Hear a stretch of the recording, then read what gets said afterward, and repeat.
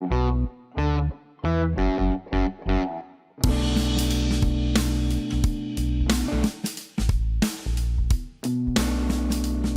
to the Marc Steiner Show here on The Real News. I'm Marc Steiner. It's great to have you all with us. Today we're going to talk with three physicians who've just returned from Gaza. As we speak, Israel's war in Gaza has killed at least 55,000 Palestinians, wounded over 125,000 more. This war began when 1,130 Israelis were killed who were held hostage. But now this war is out of control. Every day hundreds and hundreds of people are being decimated. And as we begin this conversation, 36 more people, non-combatants, were killed in Gaza. Our guests today have vast experience in war zones and in disasters.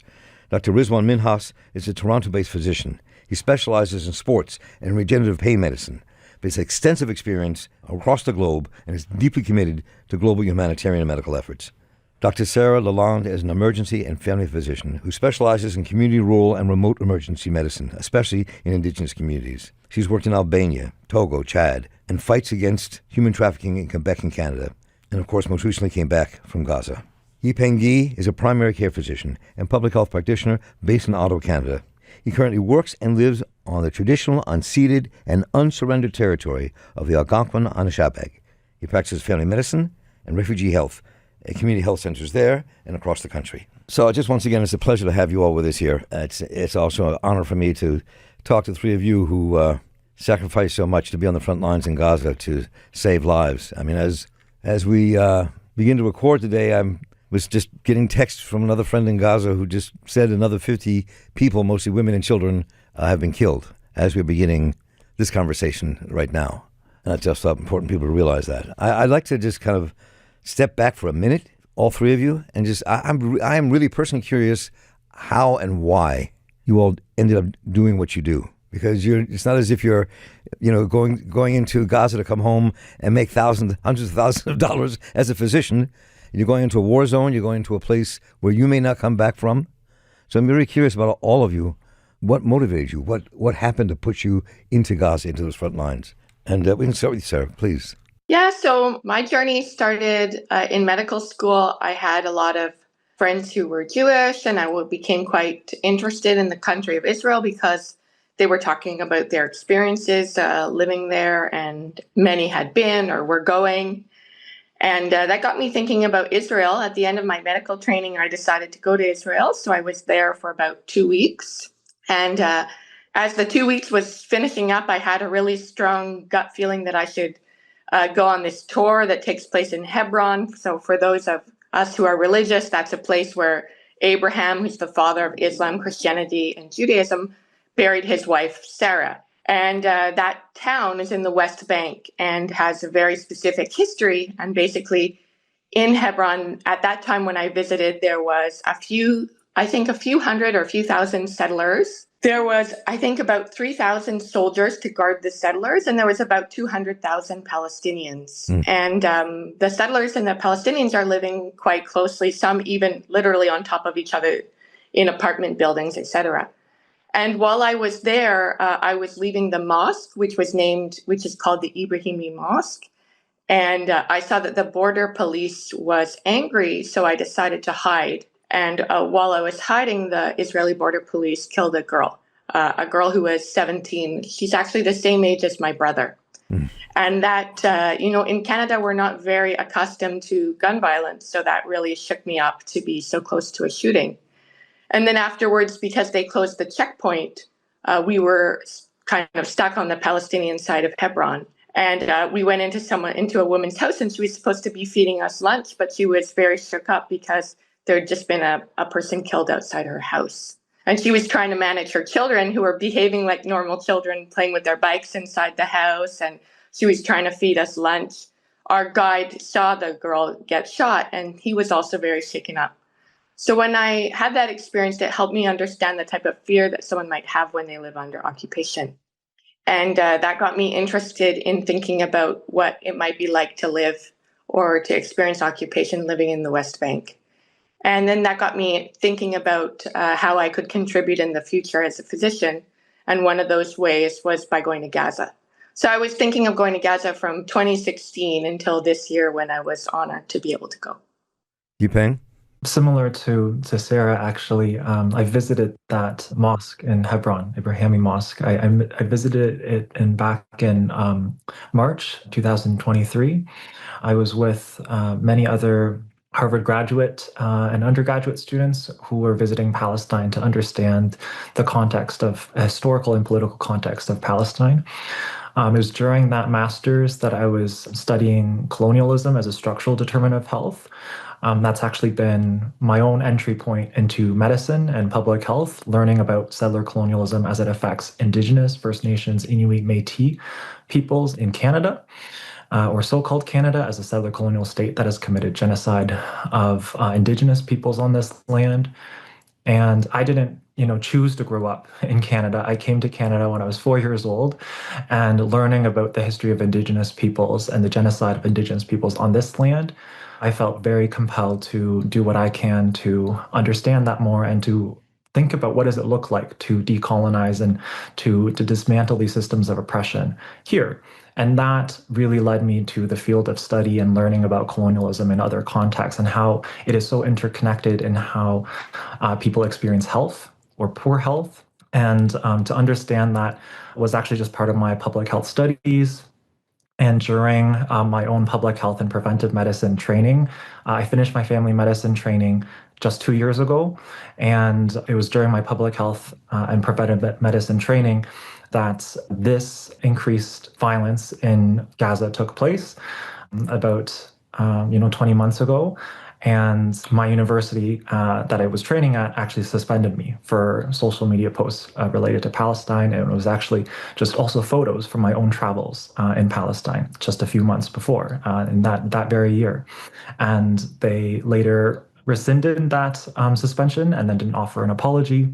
And I've been continuously thinking about ways to put my energy and put my time to places and spaces that deserve it, including going to Gaza and offering what I could to be a witness to genocide as a family doctor.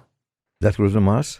So, you know what? I wish I studied this beforehand, but I'm talking about the conflict beforehand. Before I knew there was a conflict, I wasn't aware how the conflict was, what phase it was taking. But the reason I went there was because from the fellow physicians that went there before me, they came back and they informed me of the stories that they were seeing, what they were seeing on the ground, that they were handling children with bullet wounds, they were handling children who needed amputations. There was no medical supply. When I hearing these stories, then when I was looking at the news, I was hearing something completely different.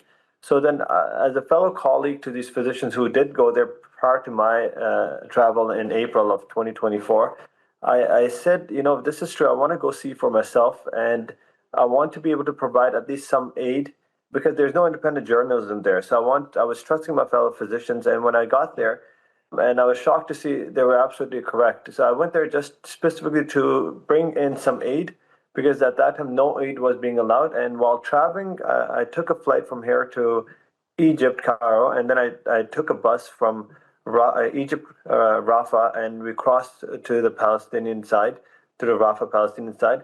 And when I was crossing, I saw exactly what they said was true. There were thousands of trucks lined up and not one was being allowed through. So then we and my fellow colleagues, we had about close to, I think, about $100,000 of medications that we took along. So I went there just to provide some relief in regards to medical supplies and to provide relief to the doctors who are working tirelessly 24/7 and to give them a break. That was my main motivation for going there. I really want to give people a sense of what you all experienced, the things that I've watched you talk about and read about that you did. I mean, it has to be one of the most profoundly difficult things to be a physician, do the work you're doing, and working in a place that is just being slaughtered and destroyed. And you're in the middle of all this trying to heal it and save as many lives as you can. And as I was kind of reading about what you all did, it was almost difficult for me to comprehend in terms of what you experienced. And I just would like you to all kind of give a message to this world to make them really understand and hear and see how horrendous it is what Gazans live through and what people are experiencing every day and the slaughter that is taking place. It's almost unfathomable to me. I mean, it's like a war beyond most wars that I've ever read about or experienced. And I know that it was all very emotional for all of you as well, despite the work you do. And I just like to let's just rattle forth. Rizwan, you want to just begin? Absolutely. It is tough talking about it, especially when you see it, you can't unsee it.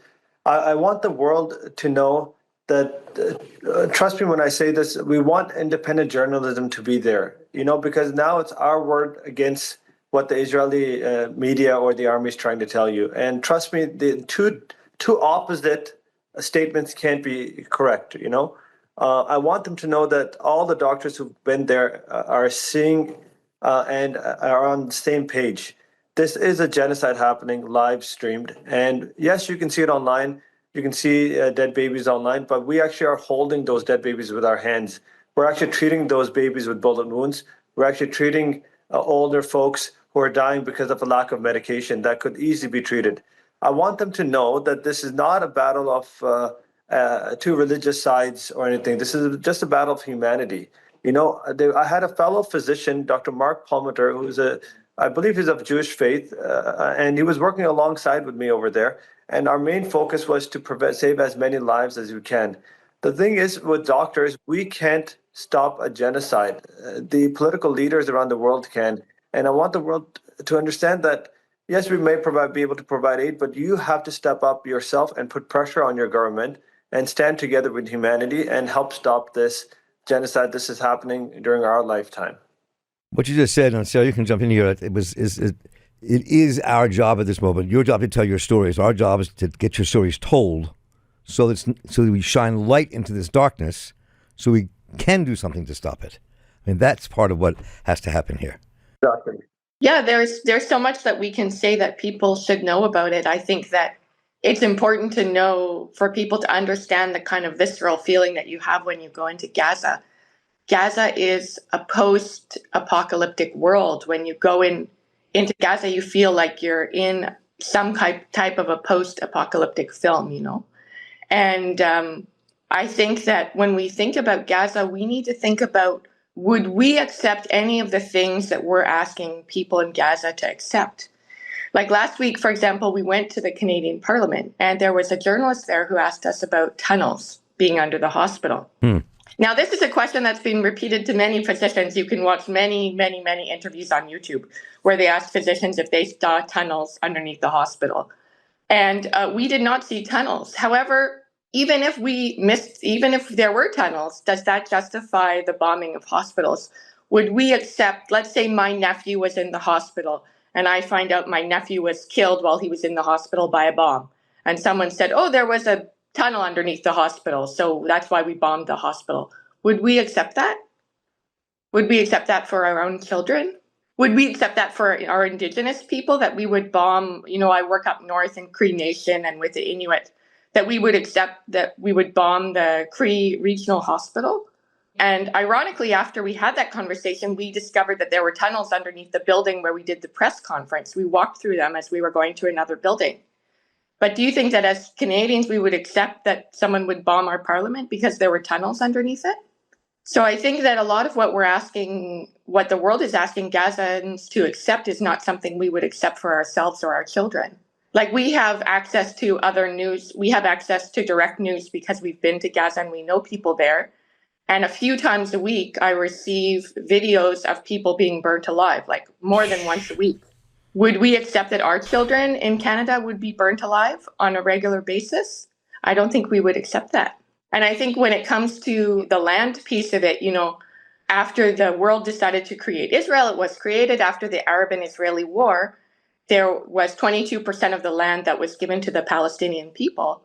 And that's the land where these crimes are being committed, right? So it's like, and when we talk about forcible displacement, they're asking those people to move off of their land, right? That would be like if Canada said to the Inuit people, oh, we don't like having you here in northern Quebec, so we're going to put you on a train and we're going to send you to America. Well, I don't think there's very many Canadians that would find that to be acceptable. So we have to think about, first of all, there's international law, and we can talk about what is okay and what is not okay according to international law. But on a more visceral and gut and human feeling, we have to think about whether we would accept any of that for someone that we love. Yipeng? I mean, reflecting on Sarah's words, I think it's really important that I think about the context and framework of settler colonialism, because I agree with Sarah in all of these really important questions. And how has this happened to this extent? And to be able to see settler colonialism in its brutal, vicious, overt form of genocide is only possible because of this really pervasive dehumanization, not only through politic and rhetoric, but through very real like actions on the Palestinian indigenous like land and body. And we've seen that too in the context of Canada, right? That like Indigenous children have been starved in Canada by policies set by the first Prime Minister of this country, Sir John A. Macdonald, to be able to displace Indigenous peoples off of their land into reservations.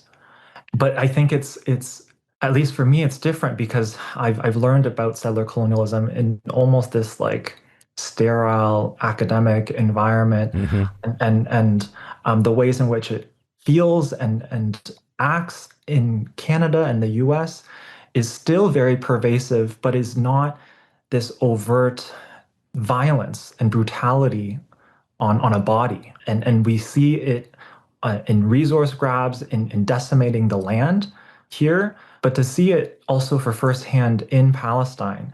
I've also seen it in the West Bank, right? Like the demolitions of homes and the displacement of people from their like villages that they've lived for generations.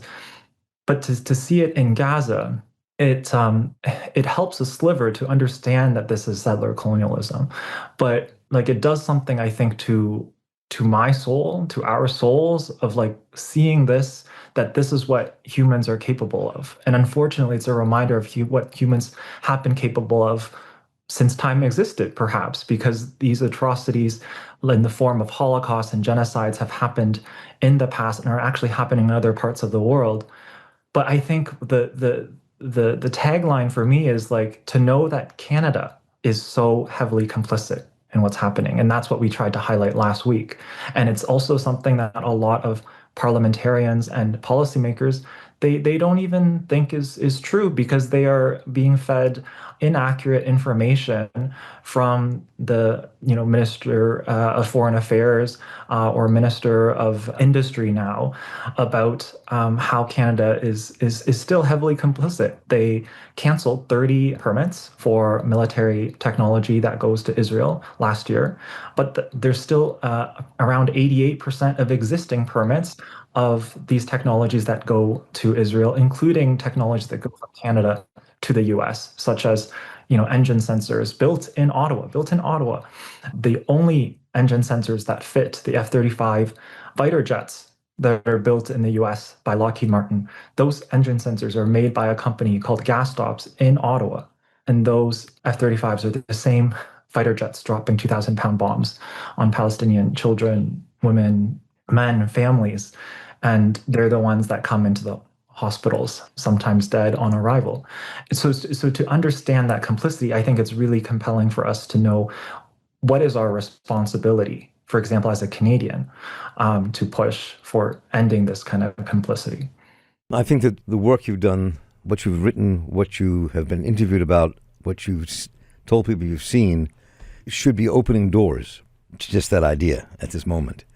And I just, and all of you, having grown up in a medical world, I know what you see every day is seeing people in deep pain, lives in trouble, and you do your best to put your knowledge to work to save lives. But I don't think people really understand or get what the three of you saw, what the three of you experienced in Gaza, no matter what you've done before. I mean, it's when I interview people in Gaza, there's one interviewee I've been desperately trying to get back to. I don't know what happened to him, but we tried to follow his life, and to people who don't really understand the depth of destruction and depravity that's taking in places that you all just came back from. How do we begin to relate that to people, in terms of your experiences? I mean, I think it's just so indescribable. I think we can sit here all day to kind of go through all the ways in which life has been completely and utterly like decimated. If we think about all the conditions of life that are needed to sustain life in Gaza being targeted and destroyed, it becomes really, really hard for someone living on this side of the world to fully grasp that and understand that. And I don't think I can even grasp it in this moment because, I go to work here and then I go home and I have food on the table. I can go buy stuff from the grocery store. All of those things have been fully broken, and like the ways in which people live their lives have been fully broken. I just want to share the things that I learned in medical school, I was hoping to use even a little bit in the clinics that I worked at in Rafah. But it was really incomparable to like what was absolutely needed. What was needed was like food. What was needed was water. What was needed was medicines. These were things that were not even available. And to be faced with starving children on the brink of death, severe malnutrition. We didn't even learn about things in a comprehensive way in medical school about severe malnutrition or something like rickets disease, where your bones don't even develop properly because you have vitamin D deficiency. But these were the things that we were already seeing. And that was like a year ago in Gaza. Rizwan, you were about to jump in. Please do. Yeah, you know what? Like Dr. Yipeng said, it's hard to put into words. What you see that you can't unsee, and it's hard to put into words. But just for example, I went to the European Gaza hospital, and this is only one side of the story, because then you have the rest of the population that's there. There is some population that's even more north. There's some population that was in Rafah, and there's some population that was around the European Gaza hospital. Once you enter the hospital, people are trying to crowd themselves around the hospital just for safety, because they think that they'll be safe around the hospital setting, which has now found to be not true, because they can target hospitals anytime they want to. When I was entering, actually, what happened was there was the World Central Aid Kitchen trucks that were with us at the border, and they were a few minutes ahead of us while we were entering, and they were the first to be targeted. And one of our fellow Canadians, Jacob Flickinger, was in that van working with World Central Aid Kitchen. And when we found out about it, then we're like, okay, so we're entering now. This could be us as well. So right from the start, you realize that your life is in their hands with the press of a button. When you enter the hospital setting, you realize, this is a population with a 90% literacy rate, and now they're out, looking for food for their children. Every person that I saw, every third person I saw had yellow eyes, that showed that they had jaundice, likely from contaminated hepatitis water. There's no water, there's no food, and there's no aid. There's nothing getting through to the borders. In regards to the medical side of things, there is a lack of supplies. Like, we had to choose who we would give oxygen to, we would give the last few IV antibiotics to. We had two people. I wasn't working in the ICU, but I would go to the ICU, transfer patients to the ICU. There was a girl which we did a newspaper on over there, and she was in the ICU, and she was intubated, but because of the lack of pain medication, she was always in pain. She was just hurling around in bed all day for 24 hours. And we had no IV set of antibiotics, but we just didn't want to lose hope. And then every day we used to go and check up on her, and she was always in pain. And you could tell she was in pain because she would try to extubate herself. At the same time, she would be screaming in pain all night. And we had to make a decision. Should we give her a chance? Should we wait? Maybe some supplies might enter. Maybe there's the news that Israel is allowing aid to get through, medical supplies at least to get through. But that news never came. And the day I was leaving was also the last day that she actually they could not survive without the pain medication or lack of medical supplies. And it hurts because in a situation like in Canada, that 4-year-old girl's life could have been easily saved. And listen, there's so many kids over there with no surviving families. So the only people they have is the nurses and the medical people around, and maybe they might be lucky to find a family friend that's around them as well. So it's a tough situation, hard to describe, and it's not like it's not known, and now it's everywhere on the internet. But the thing with us is we've seen it firsthand. Sarah, I want you to jump in here, please. I might just give a thought. It was hard to listen to that. People have to hear it.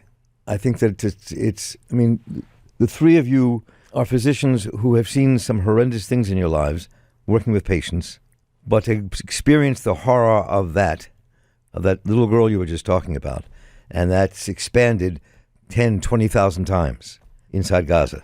I think people need to hear and understand the depth of that pain and what we're allowing to happen. I didn't mean to sit there and preach. It grabbed me very deeply what you said. Sarah, I've seen doctors work on people who come out of accidents that happened in communities like ours where we all live. But what you all experienced and have seen is something way beyond that. And so it's just your own kind of personal journey through that and what you came away with and how you survived it how you survived it. Yeah, well, of course, I could talk about many things. I was working at Yipeng Ge Hospital when we received the Palestinian prisoners that were given in exchange during the month of February during the so-called ceasefire. And I could talk about the state of the prisoners. I could talk about all the patients that we saw who were affected by quadcopters or snipers or unexploded ordnances or missiles. I could also talk about the colleagues. But part of the conversation that I think is often missing is our experiences as international doctors in the hospital.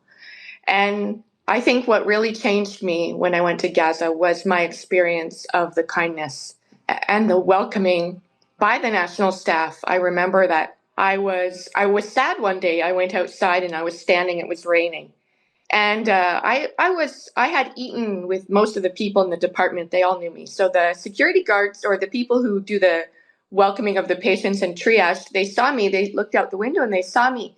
And they said, Dr. Sarah, are you okay? Are you okay? Let us pass you a chair. So they passed me a chair through the window. So then I sat on the chair. So then they said, are you okay? Are you okay? Can we give you some tea? So I said, okay, thanks for the tea. So they gave me tea. So then after that, they said, well, if you're having tea, you need to have some kind of chocolate with your tea. Can we give you a chocolate? So then they gave me a chocolate through the window, you know?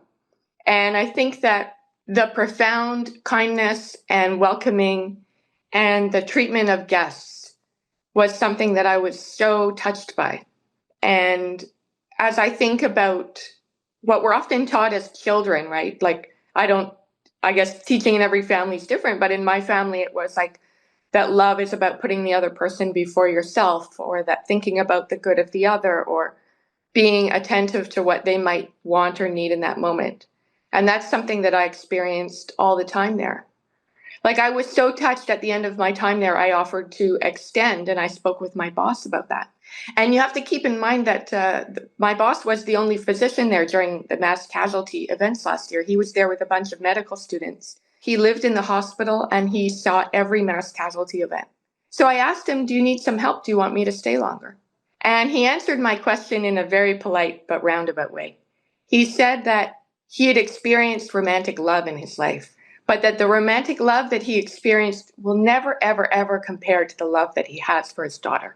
And then he said to me, your dad's worried about you. You should go home. Whoa. So to think that my boss was caring about the feelings of another man that he's never met while undergoing a genocide and being afraid for his children's lives. Having lost everything, displaced multiple times, huge financial loss, huge personal loss. You know, the healthcare workers in Gaza, they're experiencing the genocide on two levels, right? They go to work, they try to manage the mass casualty events, they try to save as many people.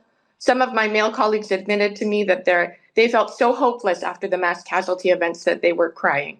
And after all that, they go home and they experience the genocide in their own lives. Most of them are living in tents, they don't have electricity, they don't have access to water. They've lost friends, they've lost family members. And despite all of that, they're coming to work and they're taking great care of patients and they're treating us like guests, even though our country is directly involved in killing their friends.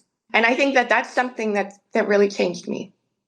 Before we kind of round this up a bit, I want to closing thought from each one of you. But Yipeng, let me just ask. I understand you're going back to Gaza soon. Is that right? The intention is not to go into Gaza. I'll be with a global march to Gaza, so that we have, I believe, like over 50 country delegations now, and we are expecting thousands of people arriving in Egypt to go from Cairo to Al Arish, which is a few kilometers away from the Rafah border between Egypt and Gaza, Palestine. And the goal will be to march and to protest at the Rafah border crossing, to demand that the thousands of trucks that are still waiting at that border to be let in with food, water, fuel, medical aid, and supplies, that needs to enter to end the genocide, to end the famine and the starvation.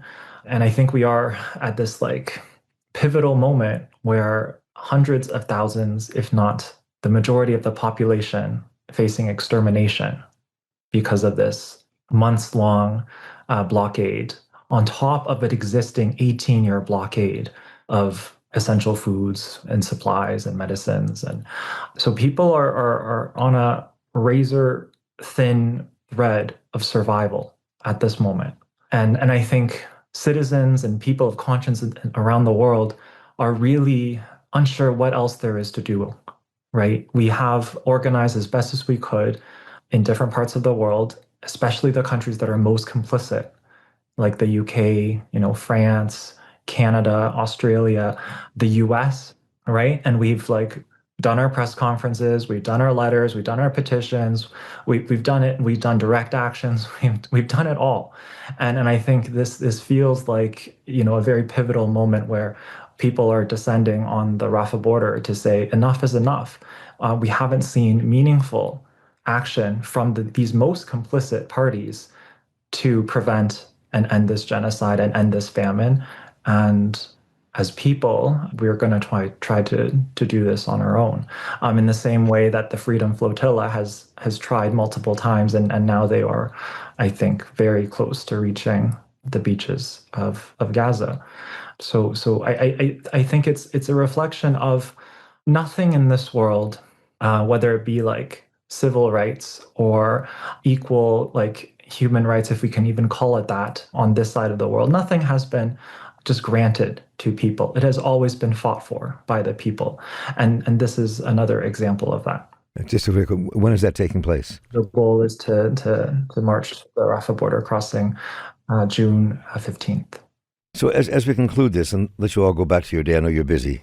One of the things you said, Sarah, I was curious about, we hear about the resilience of the Palestinian people. And I wonder what, when you are there and reflect on it now, where you see the hope, where you see the possibility of this ending and how we end it and how we build something new, and how not to give up hope. Well, first I'll talk about resilience, then I'll talk about hope.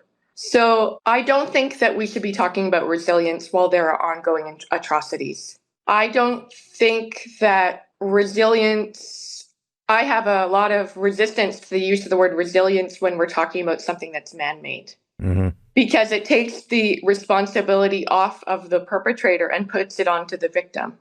And this is not what the insurance companies call an act of God, right? This is a choice. We saw all the trucks outside of Gaza as we went in.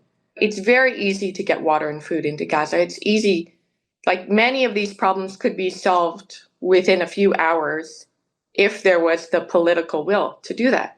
So I don't want to focus on the Palestinian resilience. I want to focus on what we can do to come alongside people in need, and to do that in a way that respects their sovereignty, to say, how can we come along you? What do you want us to do for you or with you? And how can we help? And I think that that's how we need to be responding. When it comes to hope, I think that hope is a choice, right? So love is a choice and hope is a choice. So as I come alongside my Palestinian colleagues, my patients, the nurses, and all the people of Palestine and of Gaza, I've taken a decision to cling to hope, even at the darkest moments when I am receiving those videos of people being burnt alive. This week, I found out that one of my colleagues had his leg blown off at the Gaza Humanitarian Foundation distribution that happened. I found out that another friend of a friend was killed by missile when he went to go pick up his food at the Gaza, at the GHF distribution. And that type of grieving is hard for me, and I'm only experiencing 1/1,000,000th of what my Palestinian friends, colleagues, patients are experiencing. So to summarize, I'm willing to choose hope, even at times when, like, hope is not saying that there is a probability that everything is going to go amazing. But for me, hope is a choice. Rizwan, you want to? Yeah, you know what? Yes, I would like to comment on two things. Sarah mentioned about the Gaza Humanitarian Foundation, known as the GHF. Understand that this was backed by U.S. and Israel only to distribute aid into Gaza. It was a failed operation which was marred by like violence and mismanagement, and not many other humanitarian organizations even want to deal with them or collaborate with them because they knew it would fail. And it did fail. Not only did it fail, it actually led into violence and killing of more Palestinians who were just there to grab aid for their families. So uh, it's just tough to talk about this. Anyways, it was a failed operation. In regards to blockade, I know we kept talking about blockade of supplies, but there's a blockade of medical personnel getting in. There's a blockade of journalism getting in. The medical, we had like 3 rejections by the head of Galia just informed us, who is Dr. Dorothea. She had 3 rejections, and before that, there was another organization that had 9 out of 10 people rejected from doctors coming into Gaza to provide medical relief. In regards to hope, I don't want to talk about the Palestinian home like Sarah said, because they are a resilient group. That's their faith. You know, their faith tells them that despair is a sign of disbelief, and that hope is a hallmark of faith. So they're never going to give up hope, and so for such people, you can never defeat them. In regards to from our standpoint, there's always hope, because if you don't have hope, then you let injustice win. You know, and we can never, what we've seen, you can never let that happen. There's hope whenever they pull a child out of the rubble and he smiles back at you. You know, those images are tough to look at, but they're there, and you know, without hope, we let injustice win. So there will be hope until we succeed in having a free Palestinian state. I want to thank the 3 of you deeply for what you've done, what you're doing, and for joining us today, and the stories and wisdom that you all have shared in this conversation. I hope we can all just stay in touch. I'm serious about that, because this is something that we have to be unified together to stop. And I just really do want to thank you for the sacrifices you've made, putting your lives on the line in danger, and this, bringing back the stories that we need to hear and healing the people in the process. So thank you all very much for being here. It was an honor. Thank you for having me. Thank you. Once again, let me thank our guests, Dr. Sarah Lalonde, Yipeng Ge, and Rizwan Minhas, for joining us, and for all the work they do, putting their lives on the line, literally putting their lives on the line in Gaza to save people's lives.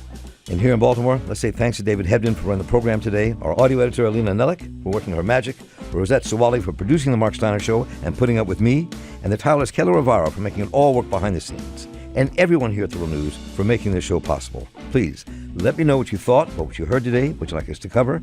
Just write to me at mss@therealnews.com, and I'll get right back to you. Once again, thank you to the 3 physicians for their work, for joining us here today on The Marc Steiner Show. So for the crew here at The Real News, I'm Marc Steiner. Stay involved, keep listening, and take care.